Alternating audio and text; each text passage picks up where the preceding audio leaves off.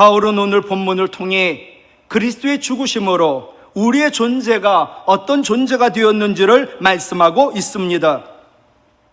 오늘 본문에 그리스도의 죽으심으로라는 말씀이 2번 나옵니다. 첫 번째, 우리는 그리스도가 죽으심으로 하나님의 사랑을 계속 받고 있는 하나님의 사람, 그 존재라는 겁니다. 로마서 5장 8절 외우자고 했지요. 같이 외웁니다. 우리가 아직 죄인 되었을 때 그리스도께서 우리를 위하여 죽으심으로 하나님께서 우리에 대한 자기의 사랑을 확증하셨느니라. 아멘. 문장이 3개입니다. 우리가 아직 죄인 되었을 때 주어, 그리스도가 죽으심으로 우리를 위하여 하나님 우리에 대한 자기의 사랑을 확증하셨다. 우리는 죄인, 그리스도는 우리에 위하여 죽으시고 하나님은 우리에 대한 자기의 사랑을 확증하셨다.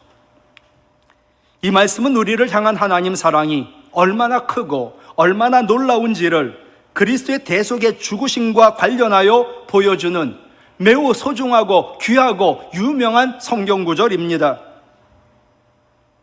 오늘 8절 원문에는 그러나라는 접속사가 있는데 생략이 되어 있습니다. 오늘 본문에 7절에 보면 의인이나 선인을 위하여 죽는 것도 쉽지 않다. 그런데 그리스도께서는 죄인들 우리를 위하여 죽으심으로 우리를 향한 하나님의 사랑은 확증하셨다. 하나님이 우리를 향한 하나님 사랑의 극치는 죄인인 우리를 위하여 독생자 그리스도께서 죽으신 것입니다. 확증하셨다라는 헬라어 동사는 계속과 반복을 나타내는 현재 능동형입니다. 이 얘기는 하나님은 지금도 계속해서 능동적으로 우리를 사랑하고 그 사랑 진행 중이라는 겁니다. 내게 고난이 있고 어려움이 있어도 하나님 사랑 계속 진행 중입니다. 이것은 우리가 죄인일 때 우리를 위하여 죽으신 예수님의 십자가의 죽으심의 효력이 지금도 계속되고 있음을 의미합니다. 예수님의 죽으심은 우리의 모든 죄를 사하고 앞으로 지을 모든 죄도 사하고 앞으로 이 땅에 존재할 모든 인류의 죄까지 사하시는 능력이, 효력이 있습니다. 죄인 되었을 때 그리스도께서 우리를 위하여 죽으심으로 우리가 의롭다함을 받았는데 그 이전까지는 우리는 계속 죄인의 상태에 머물러 있었다라는 사실입니다. 십자가에서 죽으신 예수님이 구원하고자 하신 우리는 의인이 아닌 죄인이요, 하나님과 가깝고 친구가 아닌 하나님과 멀고 하나님과 단절된 하나님의 원수였습니다. 그러니 하나님 사랑이 얼마나 놀랍고 얼마나 위대합니까? 여러분, 하나님이 나를 사랑하심을 믿으십니까? 대답하시지요. 내가 고난이 있고 지금 환난이 있고 아프고 많은 걸 잃었습니다. 하나님 날 사랑하심을 믿으십니까? 하나님의 사랑을 믿는 하나님의 사랑은 무엇을 자랑할까? 오늘 본문 앞에 보면 환난까지도 자랑합니다. 여러분도 하나님이 날 사랑함을 믿기에 환난까지도 자랑하십니까? 자랑거리가 바뀐 사람이 예수 그리스도를 잘 믿는 사람이지요. 내가 어느 학교 나왔어, 내가 재산이 이만큼이야, 내 연봉은 어마어마하지, 내 차를 봐, 부럽지 않아, 내 집 한번 놀러 와봐, 집이 끝이 안 보여. 여러분, 그런 자랑거리가 여태까지는 그게 자랑이었던 사람이 이젠 자랑거리가 바뀌는 겁니다. 그게 예수 믿는 사람이지요. 어떻게 환난을 자랑할 수 있을까요? 하나님 사랑을 믿기 때문입니다. 하나님이 날 사랑하시는 것이 믿어지면 지금 내가 당하는 환난이 더 이상 환난이 아닌 나를 단련하신 후 나를 순금되게 하는 하나님 선물인 거지요. 로마서 8장 32절 외웠으면 합니다. 같이요. 자기 아들을 아끼지 아니하시고 우리 모든 사람을 위하여 내어주시니 하나님이 어찌 그 아들과 함께 모든 것을 우리에게, 그 전에 성경은 은사로가 있었는데 이 은사를 이번 개역개정에서는 뺐어요. 왜 뺐는지 모르겠어요. 자기 아들을 아끼지 아니하시고 우리 모든 사람을 위하여 내어주신 하나님, 그 아들과 함께 모든 것을, 아니 아들까지 줬는데 모든 것을 은사로, 은사가 선물이거든요. 선물로 주지 않겠냐. 하나님이 지금 사랑하시는데 나에게 환난을 주셨다면 나에게 유익하기 때문에 주신 선물이라는 거지요. 하나님 나에게 선물 줬다고 환난까지도 자랑하는 것, 그게 예수 잘 믿는 거지요. 우리를 사랑하신 하나님이 우리에게 유익하지 않은 것을 주실 리가 없기 때문에, 그러니 어떤 환난을 만나도 다 감사하고 오히려 환난까지도 자랑하게 되는 것, 하나님 사랑을 믿기 때문이죠. 우리를 위하여 죽으신 그리스도 예수를 믿으면 이런 놀라운 일이 우리 안에 이루어집니다. 어떻게 환난을 자랑하고 환난 가운데 감사할 수 있을까? 성령이 하세요. 성령께서 우리 안에 계셔서 하나님의 사랑을 부어주시기 때문이지요. 로마서 5장 5절 하반절 외우자고 말씀드렸죠? 같이 읽습니다. 성령으로 말미암아 하나님의 사랑이 우리 마음에 부은 바 되었다. 아멘. 지금 환난을 당합니다. 성령이 우리 가운데 임하셔가지고 그 성령으로 말미암아 하나님의 사랑이 마음에 부어지니까 하나님 날 사랑한다고, 지금 환난 당하고 있는데 하나님 날 사랑한다고. 딸을 먼저 천국에 보는 어느 목사지만 늘 슬퍼 새벽 제단 쌓으며 늘 울고 있을 때 어느 날 기도 중에 하나님 음성을 듣습니다. 사랑하는 아들아, 슬프고 힘들지 않니? 네 하나님 맞습니다. 이제 그럼 내 마음을 알겠니? 주님 무슨 뜻입니까? 나도 너를 사랑해. 십자가에서 나의 사랑하는 독생자 예수 그리스도를 잃었어. 하나님은 우리를 위하여 독생자 아들 예수 그리스도의 목숨까지 내어주셨습니다. 이 하나님의 사랑이 우리를 어떤 상황 속에서도 감사하게 만들고 넘어지고 쓰러져도 다시 일어나게 하는 능력이 되는 것이지요. 오늘 9절로 10절에 보면 내가 하나님 진노 아래 있었고 내가 하나님 원수 되었던 자였다라는 것을 깨닫지 못하는 사람은 하나님의 사랑을 깨닫지 못합니다. 하나님 사랑을 깨달으려면 내가 하나님 진노 아래 죄 때문에 있었다, 나는 죄로 하나님과 원수가 됐고 예수 그리스도를 십자가에 못 박았다, 그것을 깨닫지 못하는 사람은 그리스도의 십자가 하나님 사랑 알지도 못하고 믿지도 못하고 감사하지도 못하고 감격하지 못합니다. 성령이 하시는 일, 하나님의 사랑을 깨닫게 하는 건데, 성령은 하나님 사랑 깨닫게 하기 전에 우리 자신이 얼마나 죄인인지를 깨닫게 하십니다. 내가 바로 예수님의 십자가에 못 박은 장본인이라는 걸 깨닫게 하시는 거지요. 그럴 때 비로소 십자가의 영광, 그 십자가 안에 담긴 하나님의 사랑을 깨닫게 되는 것이지요. 그리고 죄인이었을 때도 독생자 주시기까지 사랑하신 그 하나님, 구원받은 하나님 자녀인 지금은 얼마나 나를 더 사랑하실까? 그게 믿어지는 거지요. 죄인도 독생자 주시며 사랑했는데 이제는 하나님의 자녀가 되었는데 얼마나 더 사랑할까? 그런데 나에게 환난이 있다. 분명히 큰 사랑으로 나를 잘되게 하려고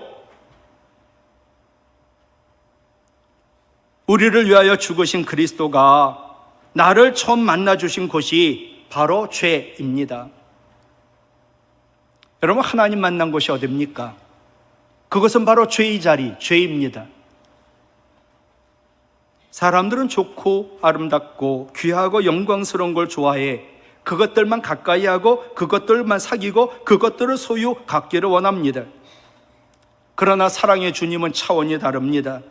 아무도 좋아하지 않고 아무도 외면하는 그 죄를, 바로 나를 제일 처음 만난 곳이란 사실이 하나님이 나를 사랑하는구나, 우리에게 얼마나 소망을 주는지,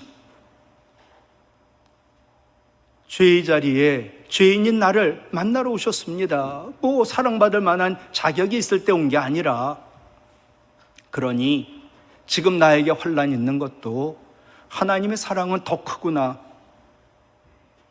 나를 사랑하신 하나님은 우리 머리 안에, 이성 안에, 그 한계 안에 갇혀 계신 분 아닙니다. 내가 환난을 당해도 나를 사랑하시는 그 하나님은 상상을 초월하고 너무나 무한하시고 너무나 전능하신 하나님이심을 믿으시기를 바랍니다. 환난을 당해 환난 극복하는 길은 환난과 씨름하는 게 아닙니다. 제한받지 않으시고 우리를 사랑하시는 하나님의 사랑을 믿고 환난 가운데 하나님의 사랑이 있다, 그 하나님만 의지하는 것이지요. 여러분, 하나님 사랑보다 더 큰 환난은 이 땅에 존재하지 않습니다. 하나님 사랑 끊을 수 없지요. 제가 설교를 준비하면 1번, 2번, 3번, 4번, 5번을 가지고 왔습니다.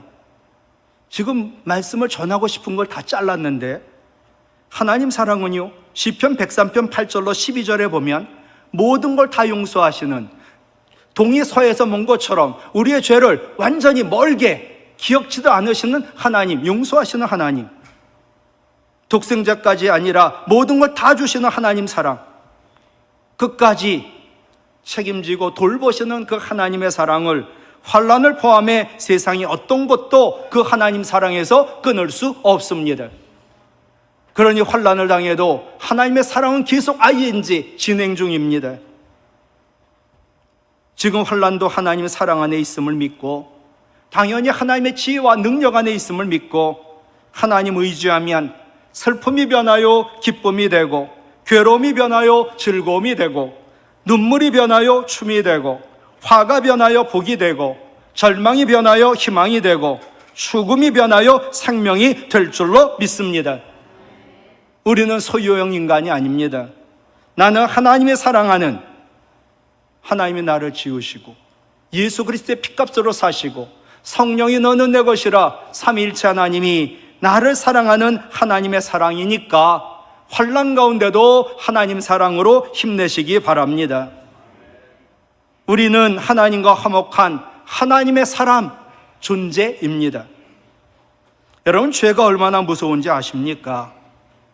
하나님 명령 어기고 선악과를 따먹은 아담과 하와, 아담아 어디 있냐? 하나님 음성 듣자 두려워 낯을 피해 숨었습니다. 죄라는 것, 죄로 인한 우리는 하나님과 화목했던 관계가 단절이 됩니다. 이사야 59장 2절, 너희 죄악이 같이 읽을까요? 너희와 너희 하나님 사이를 갈라 놓았다. 죄를 범한 우리 인간들은 하나님과의 관계에서 원수가 되었습니다. 오늘 10절이 그래요.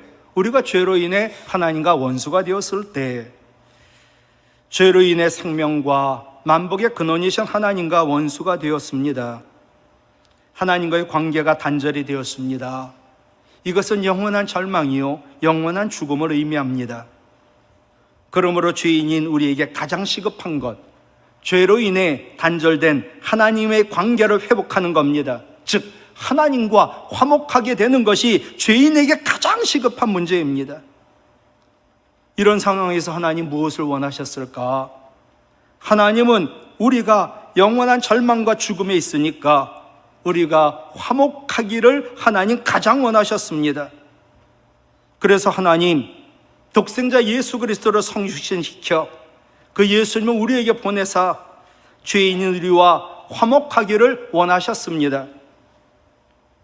여러분, 부부가 다퉈서 불화하고, 가까웠던 친구가 어떤 이유로 다투어 불화하고 관계가 멀어지면 같은 공간 안에 있어도 늘 냉전 상태입니다. 이럴 때 내가 먼저 사과하고 내가 먼저 말 꺼내는 쪽이 화목을 도모하는 그 싸움을 이기는 사람들이지요. 예수 그리스도께서 이 땅에 성육신하여 오신 의미 또한 이와 같습니다.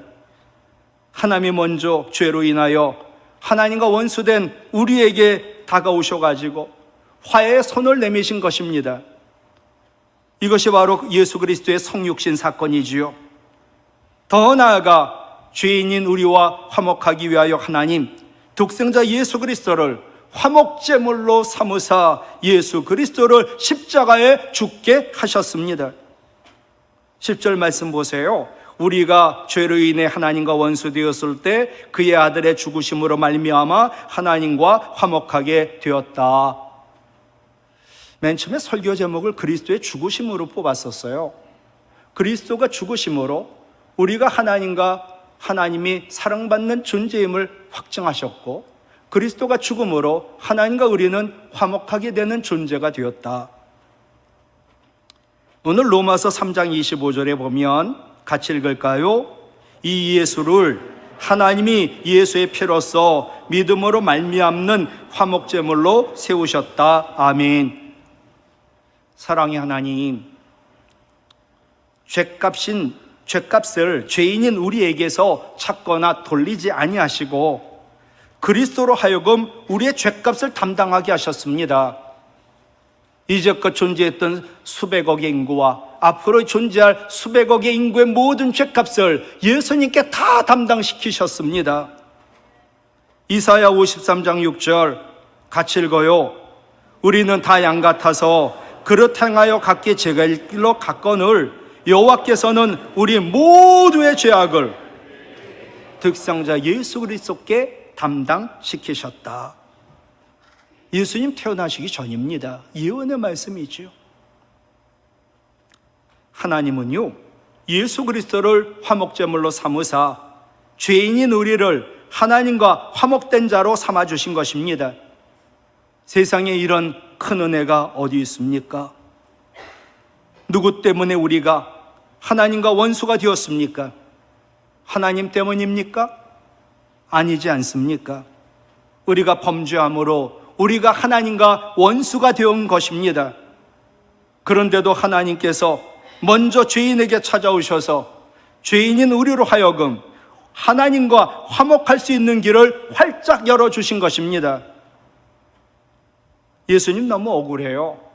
죄를 알지도 못하시는 하나님의 독생자 예수 그리스도, 그분이 죄가 있는 자라고 모든 인류의 죄를 다 덤탱이 씌워 십자가에서 죽기까지 하시면서 말이지요.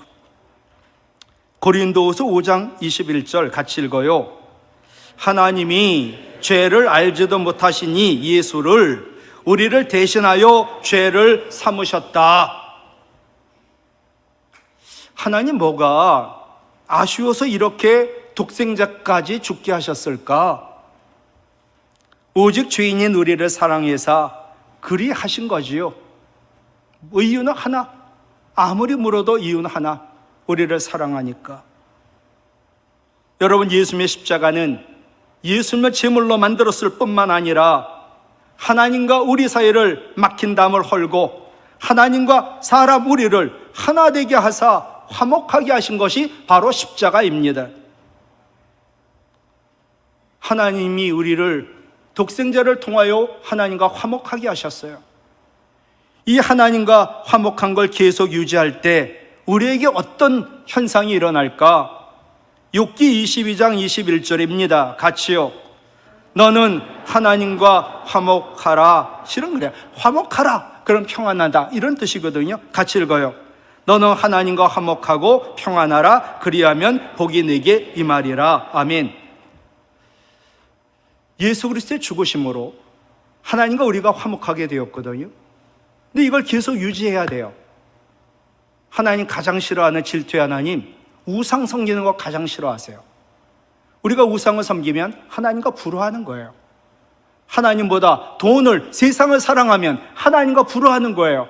하나님 그걸 원치 않아요. 하나님 최고, 재물과 돈은 도구. 이렇게 하나님과 늘 화목하면 우선 평안해요. 그리고 하늘의 복이 우리에게 임합니다. 여러분, 어찌 하나님과 불화하고도 평안하기를 바라십니까?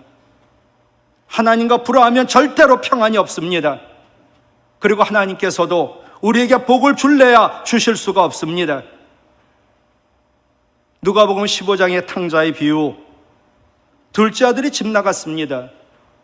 아버지의 화목을 깼지요. 근데 그 아들이 아버지께로 다시 돌아오므로 아버지와 화목을 되찾았지요. 그러자 아버지는 아들에게 금가락지 끼워주고 신발 신겨주고 좋은 옷을 입혀주고 그에게 큰 잔치를 베풀어 주었습니다. 아버지와 하나님과의 화목 그 자체가 복입니다. 그리고 하나님 가락지 끼워주고 잔치를 베풀어 줍니다. 내가 하나님과 화목할 때의 절정은 잔치입니다. 하나님과 화목하면 우리 인생에 하나님 베푸시는 잔치가 끊이지 않을 줄 믿습니다. 그러니 우상 섬기지 말고 하나님보다 더 사랑하고 섬기는 것 없기를 바라고 오로지 하나님만 섬기고 사랑함으로 하나님과 화목하시기 바랍니다. 말씀을 마치려고 하는데 여러분, 하나님 믿는다면서, 하나님 사랑 믿는다면서 무엇 때문에 불안하십니까? 혹 그것이 돈 때문에, 소유 때문에, 건강 때문에 불안하십니까? 인류 역사상 유명한 건축물은 불안 해소를 위하여 세워진 경우가 대부분, 아니 전부라 생각합니다. 피라미드 어마어마합니다. 애굽왕 바로가 죽음에 대한 불안 해소를 위하여 만든 겁니다. 만리장성 어마어마합니다. 중국의 황제가 적으로부터, 전쟁으로부터 불안 해소를 위하여 세운 겁니다. 창세기 11장 바벨탑도 흩어짐에 대한 불안 해소를 위하여 쌓은 탑입니다. 주변에 사람들이 있어야, 내가 거느리는 사람이 있어야 불안하지 않습니다. 무엇인가 많이 손에 쥐고 소유해야 안심할 수 있습니다. 이 인간의 뿌리 깊은 불안 때문에 그 모든 게 만들어진 겁니다. 세상의 소유 때문에 불안감이 강해질수록 우리는 더 모으려고 하고 그 모은 것을 지키기 위하여 성벽도 높이 쌓을 수밖에 없는데, 이런 불안함은 근본적으로 하나님과의 관계가 화목하지 못해 생겨난 현상들입니다. 그러므로 불안 해소를 위하여 힘쓰고 애쓰고 많은 비용 지불하지 마시고 절대로 평안을 누릴 수 없으니까 무엇인가 많이 모아 쌓아놓을 생각 대신에 어떻게 하면 하나님 사랑하고 어떻게 하면 하나님 섬기고 하나님과 화목하는 게 하는 것, 그것이 세상이 줄 수 없는 평안을 누릴 수 있는 오직 해결책, 지름길인 줄로 믿으시기 바랍니다.